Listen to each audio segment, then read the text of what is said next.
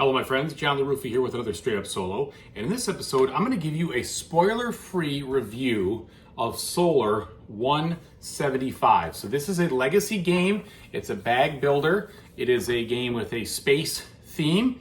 And what I'm going to do is I'm going to try to explain to you, I'm going to give you an overview of the game itself, but I'm not going to actually take any turns. I'm just going to walk you through it. I'm not going to display any spoiler components or anything of that nature. And then I'm going to talk to you about afterwards how I felt as I've played the game several times and things kind of evolved and what I think about that. So let's get started. Okay, folks, and as usual, please like and subscribe to my YouTube channel if you haven't done so already. And if you have, I do really appreciate it. Thank you so much. So, like I said, no spoilers in this. This is the way the game's going to look when you set it up for the first time. Okay, now what's going on in this game? Well, this is at heart a bag builder and an area majority game. And so what you're going to be doing is you are going to be hiring all these different types of workers, putting them in your bag, drawing them out. You start by drawing 4 workers, and you can draw up to 8 if you start to upgrade your or build some of these outposts. That will help you kind of move things forward and get more workers. And you are going to be spending these workers for different actions like usual with a bag building game. So the main thing of these 3 spots right here are how you hire an engineer, an AI systems, which is kind of like a wild card, a pilot, and then you also can hire basically like a normal worker over here, and then a politician or a diplomat or whatever you want to say right here. Okay, and so that's what all of these things do right here. So you can see a lot of the game is going to be spent spending your workers to do these hiring actions. The other thing that you're going to be doing though is you're going to be able to do some of these trade actions, which are ways that you can buy or sell mining resources, which are these things right here, bases, and also like just going to the bank and getting a credit. And the reason you're doing some of those things is because you need to use the mining resources out here to build bases. When you build a base, you get to take an extra turn right away, or an extra action, not a turn, but an action. And the base will help you get some influence in a spot and also help with the area majority and the scoring. The area majority scoring are in these sections here. You can see this huge blue section. That is all area number 1. And then area 2 is this gray section over here. And when you build your little rings, these little rings out here, you can put, just to be clear, at any spot in that gray section or blue section, and it will count for being present in that area. So it doesn't matter if I build it, I just put on the sun so I don't have to see it, or I put it over here, or I shouldn't say see it, so I don't have to like crowd in the spaces. It doesn't matter. You can put them anywhere you want, okay? And when you build them, you just put them onto the board. They can be moved, and they can do other things with regards to the kind of jockeying for position of who's got the most spots in each area. And the main part of the area interface is twofold. Number 1, if you win the area, you're going to score points at the end based on how much influence that area has. And then number 2, it also has a legacy impact to the game. Okay, so when you win a certain area at the very end of the game, you're going to mark that on these corporate cards. And here's one that's blank because I'm playing 3-player in this campaign. And you can see here that for each time you win, area 1, you're going to mark it 2, 3, 4, 5, and 6. There's actually 6 areas, and these will lead to certain awards that you can unlock. And you can see that's a lot of games. So you're going to have to play this game a lot of times, minimum of 6 times, to win, one of these areas or to unlock what that is. You're also going to get other legacy items here based on if you have the most funding, you built the most bases, you contributed the most peacekeeping, the most influence, most profitable, and most ore at the end of the game. So there's lots of things you have to keep track of. And I'm going to say this right now. If you're going to buy this game, you should probably plan on marking things up and changing things permanently. And that might be very hard for some of you. It was hard for me. But you have to put marks in so many different little spots. To do it without being permanent is a real headache. And I'll give you an example. In the rule book here, you see all these things that have parentheses around them. When you unlock them, you actually physically write in the rule book to mark them off. And if you don't have that permanently done, it is just going to be really challenging for you to kind of keep track of what's going on. Yes, you could do a log. Yes, you could do something in that regard. But I will say that according to the designer, even when you finish the campaign, you keep playing the game. Nothing stops. It's not like you throw the game away. It can still evolve. It can still change. Now, I haven't finished the campaign, so I'm taking their word for it, but I can see how that happens. And there are multiple endings that you can achieve, but I can't see myself refreshing the experience. I feel like I want to play this game over and over again, and it is what it is. It goes where it goes. It happens how it happens, and that's it. I can't see ever starting back over at the beginning, and I'll tell you about that in a little bit. The other thing that's going to happen is when you play against the AI, you have these three little cards that you are going to use to determine what the AI worker is going to do. And they have an easy, a medium, and a hard. The easy ones always activate any of the green icons. Can you see that? Hold on. Any of the green icons that are on there. The medium will also throw in the blue and the green, and then the hard will use the red, the blue, and the green.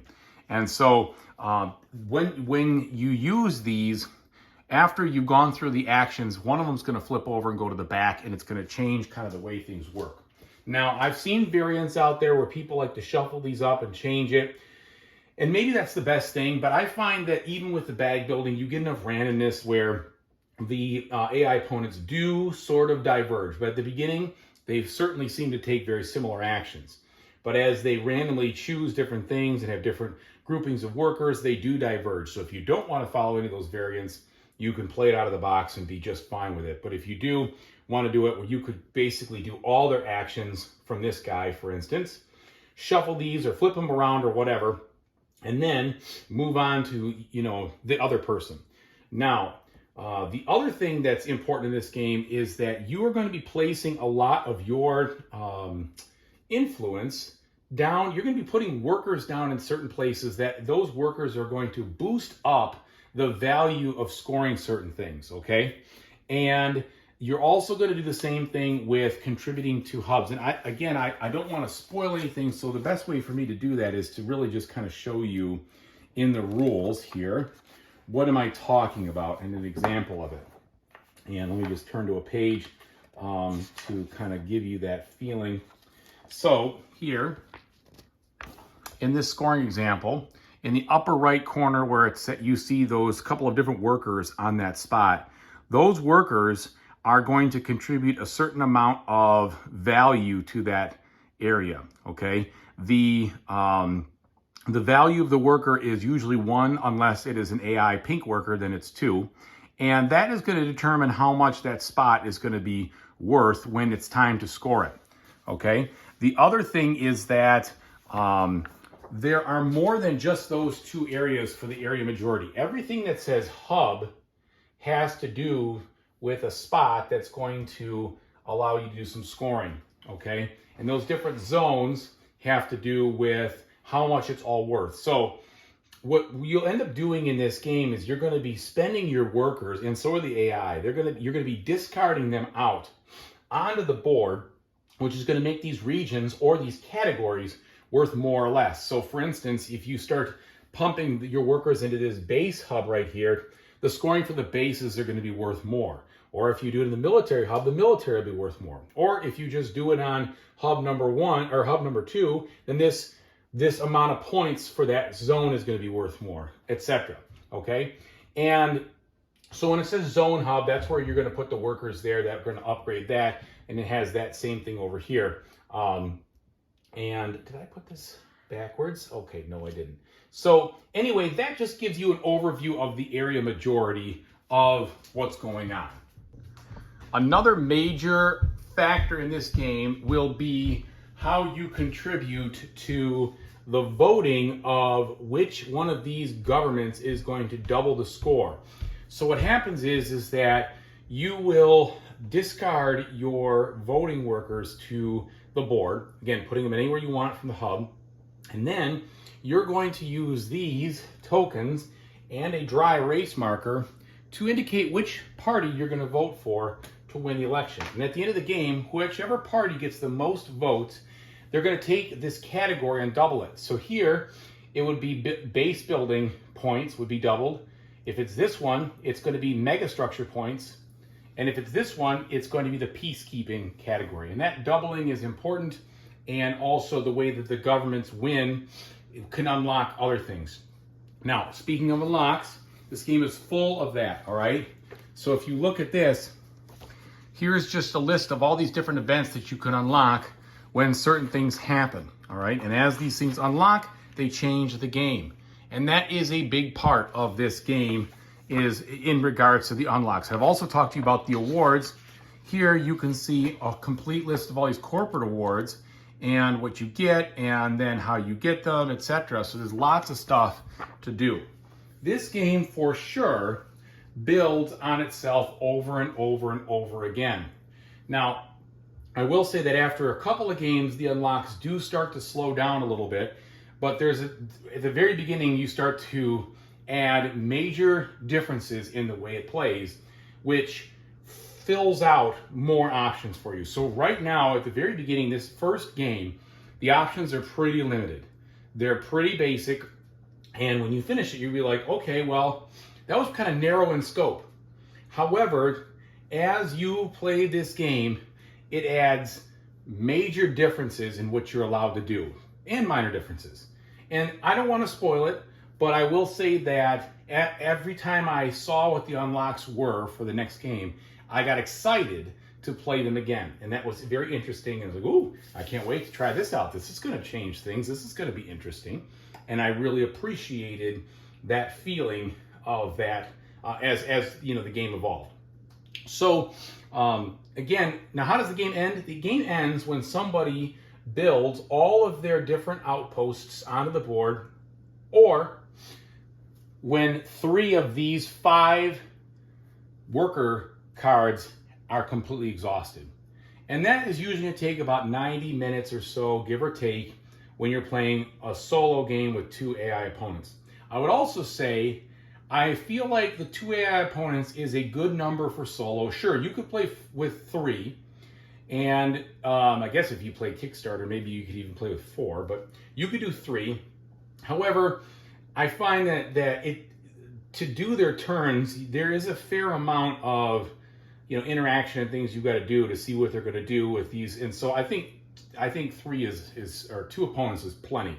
And I wouldn't go with 1, because since there's so much majority stuff going on, you really need that extra person to kind of swing things in different ways. Otherwise, it's just you versus the other person, and I think it'd just be kind of a little bit ho-hum. But 3 total players, I think, is a good spot, sweet spot for this.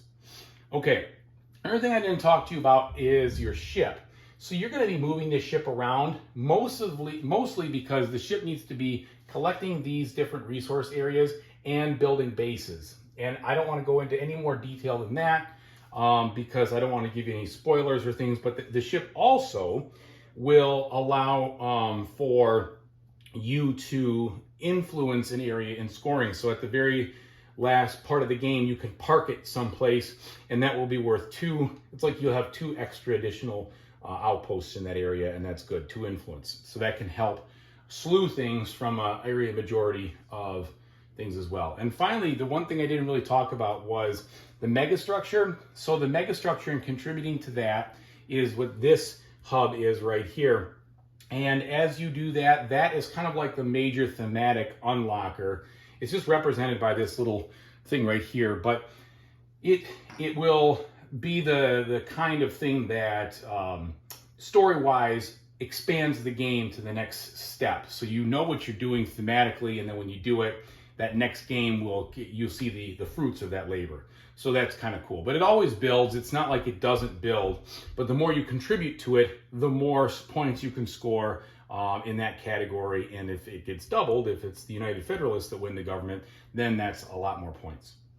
All right, so I think that gives you a good overview of what's going on here and what it looks like. Let me tell you what I think about it. All right, so that was Solar 175 in an overview section. And what I will say is that thematically and artistically, this game is a really, really cool work of art. I will say that. And I don't have the Kickstarter version, I just got the standard one, but they put out this huge like book of kind of like advertisements and history and things like that with all these gorgeous pictures. And you do use this book to mark certain things up, to log things as well from a standpoint of your campaigns. So you see your score sheets are back here. Here's some blank ones for you. So you'll be using that. And just, they really spend a lot of time thinking about the narrative. There's lots of story elements that you read when you unlock things. There's, like I said, I think there's 5 big box unlocks and 20 envelope unlocks. So there's lots of stuff that happens. And then there's even a spot in there where it says, when you feel like you're in good shape and you want to notch up the complexity a little bit, you can play with this other set of things. So what do I think about this game? Well, I think the heart of this game is the fun and joy of watching it evolve, for sure. I think that is what's really cool. And I think it is a nice theme. It works really well. And as they unlock more stuff, you want to play that next game to see how that different mechanism or component is going to play into the rest of the game, the whole experience, right? And that's really cool. Now, sometimes legacy games can seem like it's a slow drip. And I think after a while, that might be a situation after you go a few games without seeing new stuff. But at least in the beginning and through the first, several games, the unlocks come really fast and they add a lot of really cool elements to the game that make you excited to play the next one. I will definitely say that the first game I played was a little underwhelming because it was so limited in what you were doing. So don't be too upset if that's your experience, because I think that subsequent games get better and better with more and more things to consider and more things to do, more stuff involved in your decision making. That's the best way I can kind of put it. The AI can be competitive for sure. They're probably really difficult to deal with on hard, just right on normal, maybe a little bit, give or there. And easy, it is pretty easy to beat them. And once you understand the game to kind of trounce them. So my recommendation is moving to normal pretty soon, but you'll feel it out as you see fit. Overall, I think it's an accomplishment. They set out to make an evolving game that was a bag builder. The bag building aspect is fun. The area majority and what you're trying to do kind of makes sense. And I say by makes sense because it's all about how you're expanding in the solar system. So obviously, the more you contribute to something, the more you focus on something, the more important it would be, right, in a theme standpoint. And that's the same thing with this game. So you have a big factor in what and how many points a certain category is going to score and whether you're going to participate and win that category or not and reap those rewards. And so that is really kind of cool, and I like how that all goes together. So if you like legacy games and you like science fiction themes and you like area majority and bag building, this is a good one. It's a really good one to check out, and I think it plays just fine solo. You can really enjoy it that way. If you were going to try to preserve all the components, my recommendation is it's probably going to be too much of a hassle. You probably don't want to do that here. You're marking so many different things that to try to do that in order to erase or to like reset it all might be a real headache. Plus, I cannot see a reason why you'd want to reset this. You'd want to keep playing it as it goes further and further. Even when you finish the campaign, if you really want to know what happens in their endings, you can just read them.